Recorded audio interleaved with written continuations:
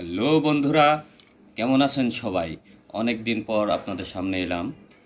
আগামী 22/8/2026 তারিখে রোজ শনিবার সকাল 9টা থেকে আপনাদের লিখিত পরীক্ষা শুরু হবে। সবাই অধীর আগ্রহে অপেক্ষা করছেন। তাই মনে হলো আমি কিছু অভিজ্ঞতা শেয়ার করি, যেটা আপনাদের কিছুটা হলেও উপকার হবে। বর্তমান সৃজনশীল পদ্ধতিতে পরীক্ষা হবে, যা বিগত বছর থেকে শুরু হয়েছে।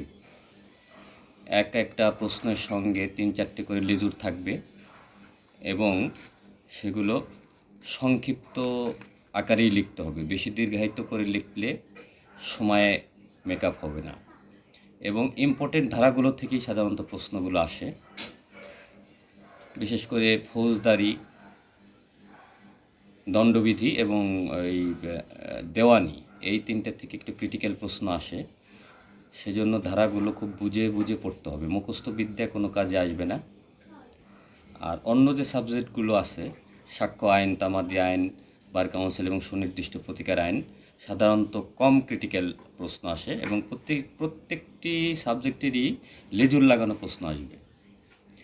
কিছু টপিকস উল্লেখ থাকবে মামলা সংক্রান্ত, মানে প্র্যাকটিক্যাল। বর্তমানে প্র্যাকটিক্যাল বিষয়গুলো গুরুত্ব দিচ্ছে, যে প্র্যাকটিক্যাল আপনার কতটুকু অভিজ্ঞতা আছে। এটা টেস্ট করার জন্য এই মুখস্থ আকারের প্রশ্নগুলো মানে আসবে না বললেই চলে। যেহেতু অ্যাটর্নি জেনারেল স্যারও ঘোষণা দিয়েছেন যে সৃজনশীল পদ্ধতিতে প্রশ্ন আসবে, তাই আপনাদের প্র্যাকটিক্যাল বেস, যারা প্র্যাকটিক্যাল কোর্ট প্র্যাকটিস করেন, পড়াশোনা করেছেন সাথে, তাদের জন্য প্রশ্নগুলো বুঝতে সুবিধা হবে। আর যারা প্র্যাকটিস করেন না, তাদের জন্য কষ্ট হবে। তাই ধারাগুলো বুঝে বুঝে এই স্বল্প সময় 2-3 দিন আর আছে, স্বল্প সময়ে ইম্পর্টেন্ট যে ধারাগুলো থেকে প্রশ্ন আসে সেগুলো বুঝে বুঝে পড়েন।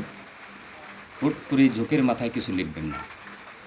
আর বেশি বড় করে লেখার কোনো প্রয়োজন নাই। মূল যে সারাংশ, জিস্ট, সেটাই যারা খাতা দেখবেন, বিজ্ঞ বিচারকরা সেটাই চায়, যে আপনার মূল বিষয়টা ঠিক আছে কিনা, ধারার সঙ্গে মিল আছে কিনা, সেইভাবে লিখবেন। প্রশ্ন পেয়ে নার্ভাস হওয়া দরকার নেই।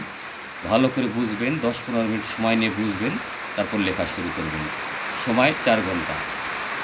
সৃষ্টিকর্তার উপর ভরসা রাখবেন, কোনো রকম বিপত্তি যেন না হয় পরীক্ষার হলে। মোবাইলে একেবারেই নেওয়া যাবে না, বাইরে রেখে আসবে। আপনাদের জন্য শুভকামনা, সফল হন সেই কামনাই করি। ধন্যবাদ। আমি সুজিত কুমার বিশ্বাস, অ্যাডভোকেট, 10 ফরিদপুর।